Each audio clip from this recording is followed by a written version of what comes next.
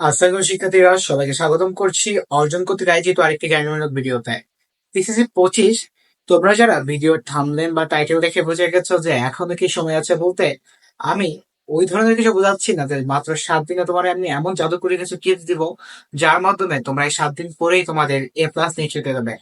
আজকের ভিডিওতে আমি এমন কিছু কথাবার্তা বলবো যে কথাবার্তাগুলো হয়তো বা পরীক্ষার সময় আসলে তোমাদের মনের ভিতর কাজ করে, এবং এই কথাগুলো যদি তুমি আর পরীক্ষার আগে কাজ করে এবং সেটা থেকে কি করে তুমি ওভারকাম করবে, সেই সকল বিষয়ে আজকে এটা আলোচনা করে থাকবো।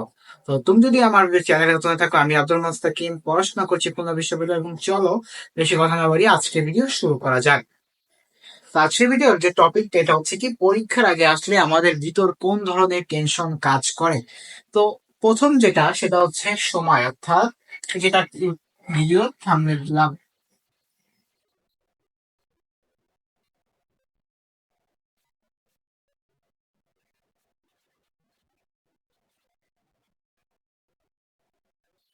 পরীক্ষা আসলে আমাদের যারা শিক্ষার্থীরা এদের ভিতর একটা চিন্তা চেতনা কাজ করে যে আমার হয়তো বা আর একটু সময় বেশি পাইলে ভালোভাবে পড়া হইতো। আমার আর হয়তো বা যখন দেখবা তোমার পরীক্ষার 6 মাস আছে, তখন মনে হবে হয়তো বা 1 বছর পাইলে আমার জন্য ভালো হতো। যখন দেখবা 3 মাস আছে, তখন মনে করবা যে আমার হয়তো বা 6 মাস থেকে ভালো হতো। তো সেই ধারাবাহিকতায় যখন পরীক্ষা খুব সন্নিকটে চলে আসে, তখন এই একটা প্রশ্ন তোমার ভিতর কাজ করে যে এখনো কি সময় আছে, অর্থাৎ আমার যদি আর 10টা দিন সময় পাওয়া যেত, তাহলে আমার হয়তো প্রিপারেশনটা খুব ভালো হতো বা গোছানো হতো। কিন্তু এই যে ধারণাটা, এটা সম্পূর্ণই মানুষের মনস্তত্ত্ব একটা চিন্তা চেতনা। এটা পরীক্ষার সময় আসলে সবারই আসে, যে তারা তখন এক একটা দিনের মূল্য যেটা ছেড়ে আসে, অর্থাৎ যেটা দিনটা চলে যায় ওইটা হয়তোবা তাদের খুব উপকারী বা অনেক উপকারে আসতে পারে, এই বিষয়ে ধারণা আছে। তো এই যে কথাটা যে এখনো কি সময় আছে, এই চেতনা যদি তোমার মাথায় এসে থাকে, তাহলে আমি বলবো তুমি নিজে চিন্তা করো যে তুমি বিগত 6টা মাস বা বিগত একটা বছর বা যে প্রথমত পড়াশোনা করছে বিগত 2টা বছর কতটা পরিশ্রম করেছো। তুমি যদি সৎভাবে পরিশ্রম করো এবং সঠিকভাবে পড়াশোনা করো, তাহলে তোমার কাঙ্ক্ষিত ফলাফল আর তোমার লক্ষ্যের ভিতরে শুধু এই যে পরীক্ষা এটাই বাকি আছে। তো এর ফলে যদি সময় বাড়ানো হয়, দেখবে তোমার যে পড়াশোনার যে পিরিয়ড এটা বেড়ে যাবে, তোমার এই অপেক্ষার পিরিয়ড এটাও বেড়ে যাবে, যার কারণে এই যে প্রশ্নটা, এইটা এসএসসি পরীক্ষার আগে মাথায় আসবে, এবং এটা যদি আসে চিন্তা করবো যে হ্যাঁ আমি কি আমার সর্বোচ্চ দিয়েছি। যদি ভিতর থেকে অ্যান্সার আসে হ্যাঁ আমি আমার সর্বোচ্চ দিয়েছি, এখন তাহলে তোমার দ্বারা কোনো প্যারা নাই, মানে তুমি সবকিছু ভালো করে পড়েছো। এরপরে যে চিন্তা আসে সেটা হচ্ছে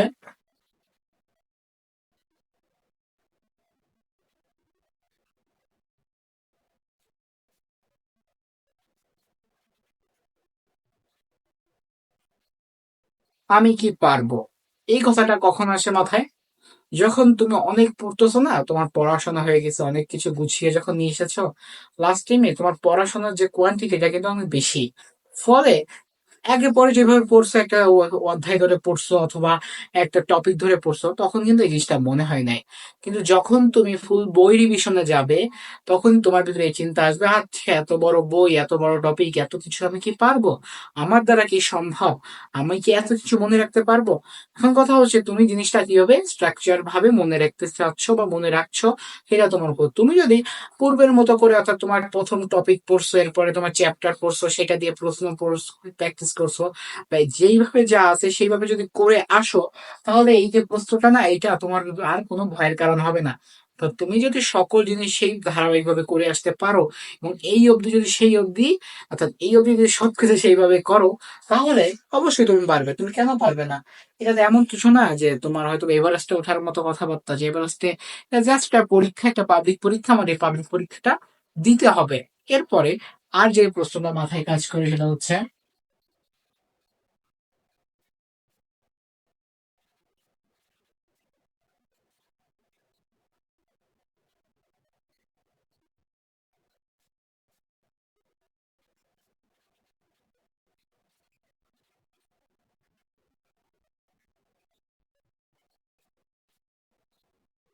পরীক্ষায় কঠিন প্রশ্ন হলে কি করব।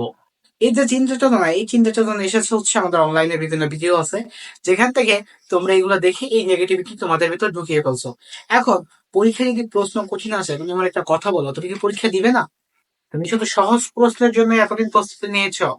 তাহলে কি সমস্যা?